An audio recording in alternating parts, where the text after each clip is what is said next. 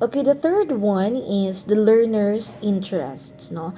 Um, their interest in learning makes learning, no longer a task but a pleasure. Iba talaga kapag interesado ka sa isang bagay. Gagawin at gagawin mo. Tulad ng mga, it is also applicable sa mga learners, no? The strong attraction or appeal to particular activities, yun yung minimi natin sa interests, no? So learners have varied interests, no? Um, it could be yung ibang learners ay mahilig sa sports, yung iba mahilig mag-drawing, kumanta, mahilig magsulat, depende. So, nakadepende yan siya minsan sa kung ano yung saan sila nasanay at kung ano yung mga bagay na na-expose sila. Meaning to say, interests are not inherited.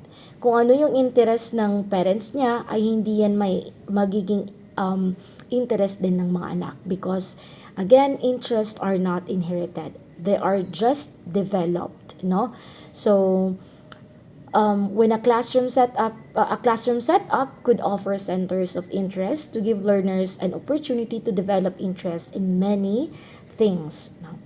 So, tulad ng pagsali sa mga clubs or organizations that actually develop their interest or improve, no? Kung ano man yung skills nila under that interest. Okay, next one is family or cultural background. Students who come from different socioeconomic background manifest a wide range of behavior due to differences in upbringing practices. Now, some families allow their members to express their preferences regarding self-discipline, while others are left to passively follow home regulations. So, nakadepende pa rin sa parents kung papaano, no? Papaano mag-act yung isang bata.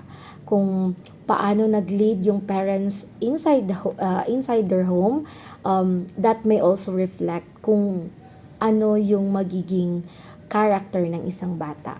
No? So today we speak of multicultural, diverse, and pluralistic classrooms. In our case here in Piase, maybe we're really dominated by Maranaos, and so we have some Christian students, no?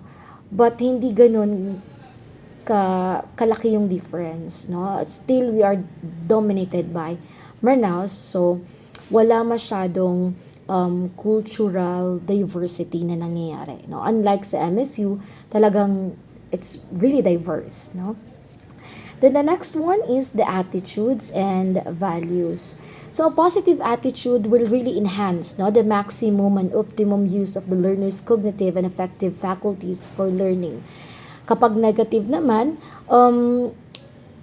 pwedeng manakaw nito yung opportunities na matuto yung isang bata. So learners with a positive attitude will demonstrate the value of persistence in their studies. No? So when we have positive learning beliefs and attitudes, we can relax, remember, focus, and absorb information as we learn. No? So nakadepende pa rin yan sa attitude at values na meron yung isang bata sa pagkatuto niya.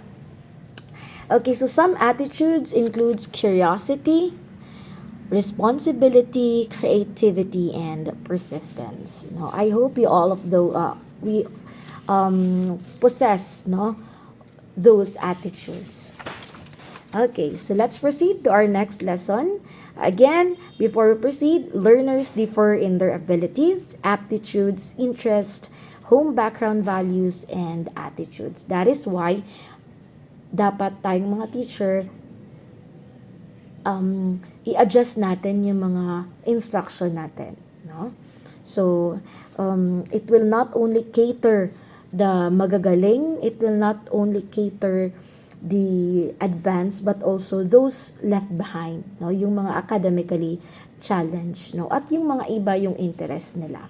So, that's it. Okay, let's proceed to the next topic, which is the Gardner's multiple intelligence. So, let's take a pause muna, and then let's make another vid for this. Okay, so I think that would be all for the lesson about the learners. No?